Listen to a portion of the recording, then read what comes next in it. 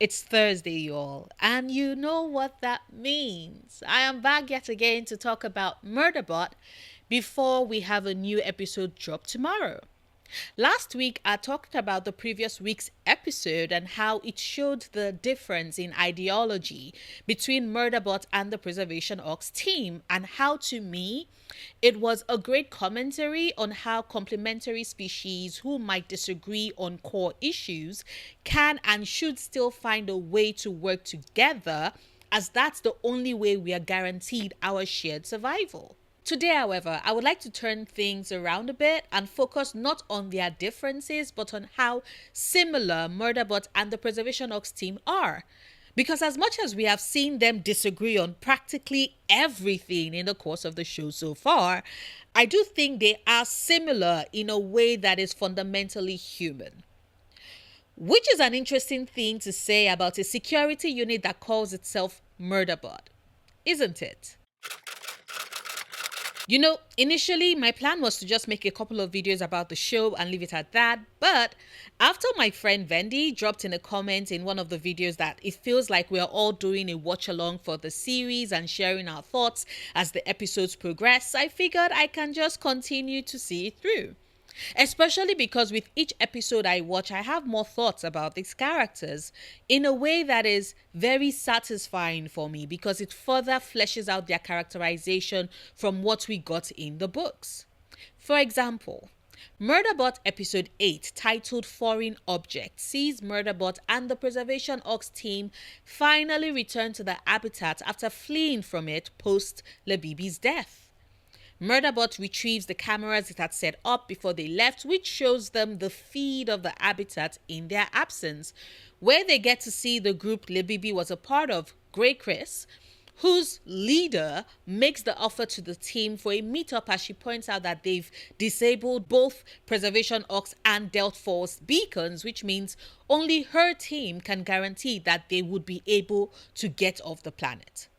She promises that she wouldn't hurt them and they would come to some sort of agreement, a promise that some of the Preservation Ox team are quick to believe, whilst Murderbot, as always, finds it sketchy as hell.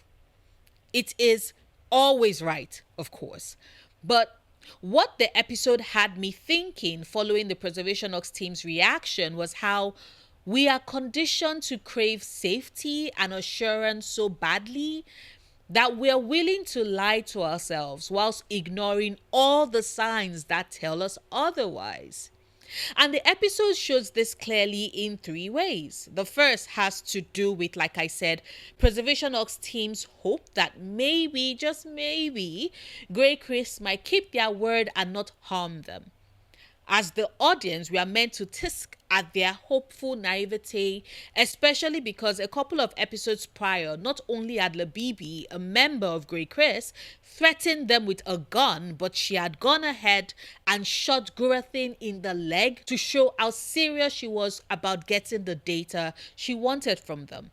A situation that then led to the infection that eventually brought them back to the habitat in the hope that they can use the medbay to cure Gura. I found it interesting watching them actively consider if just maybe Grey Chris's words can be trusted when Labibi's bloodied body is literally proof about just how desperately Grey Chris is at the idea of the profit they can make from the data that the Preservation Ox team had acquired. Another way in which we see the team cling desperately to the safety of the lies we tell ourselves is in the relationship between Rathi, Pinley, and Arada. Like, I know that the show tried in that mini way to build some sort of suspense when Rathi drops the news on Pinley and Arada that he wants out of their arrangement because he's falling for one of them, a situation that he feels isn't fair to the other. We see the camera pan back and forth to play sort of just who is Rathi talking about to the audience, which is absolutely bonkers to me because anybody that has been paying attention to Rathi's interaction with the two of them can already tell. Hell, just moments prior, when they were on the hopper, Rathi had the I am in awe of your brilliance there at Pinley, a look he had never directed towards Arada, even though the show has given the two of them their moments to shine. But when it was Arada's moment with the centipede-like creature, Rathi's response to her geeking out and showing her point of study was being grossed out, like a lot of the rest of the Preservation Ox team were. With Pinley, however, Rathi is visibly and vocally admiring of their work and how quickly they were able to get things done. And the only reason why Arada was so shocked when Rathi dropped the news was because, like Pinley said, she just didn't expect that Rathi would choose them over her. And yet, what I instead understood from that was that Arada had spent all of this time willfully closing her eyes to the many ways in which Rathi had subtly been showing that is way more comfortable with Pinley than he is with her. And then there's the bit where, in order to help Gura manage the pain of Bharadwaj removing the shrapnel from the bullet that was still stuck in his leg, Murderbot plugged into Gura, latching onto his memories. Which for it was a ride as it got to uncover Gura's secrets. Murderbot at first thinks this is only fair since Gura plugged into its system the last time, which was how everybody learned its secret that it had overridden its Governor Myrtle and was a free agent. Gura, however, wasn't satisfied with just that and wanted to go even deeper, which was how he was able to uncover Murderbot's fractured memories about the 57 miners that it had killed. And it is that discovery, that invasion of its privacy, that bringing to light something it had always wanted to keep hidden and ignore forever, that sends Murderbot walking away from the rest of the Preservation Ox team. And it was at that point, as I was watching the episode, that it hit me on the similarities between Murderbot and the rest of the team.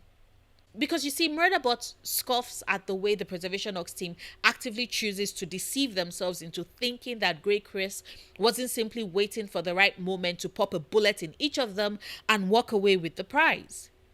It sees it as them being naive, making the choice to stick their heads in buried sand like ostriches, hoping that the danger would pass them by and maybe, just maybe, Grey Chris might not hurt them, or maybe they might stand a chance to fight off what it knows is the more superior force, all for the sake of just not actively dealing with the situation.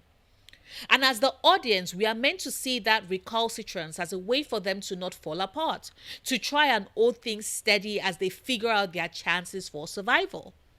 This is especially in the case of Dr. Mensah, who we see as the character who does embody a ton of Preservation Ox values, but is also aware of the gravity of the situation that they are in. The team wanting desperately to believe in Grey Chris, to me, is merely a way to humanize them, to show how, as humans, when faced with potential information that we know is about to tip the scale in a massive way that we do not welcome and are fairly sure is about to be to our detriment, we would instead choose to avoid it. Murderbot does the same. I found it very interesting that while it likes to criticize the team it's been employed to protect, Murderbot is just as avoidant as they are, especially with the way it reacts after Gura discovers the warped memories about the 57 dead miners and everyone's questioning what happened, whilst Murderbot itself doesn't want to even have that conversation.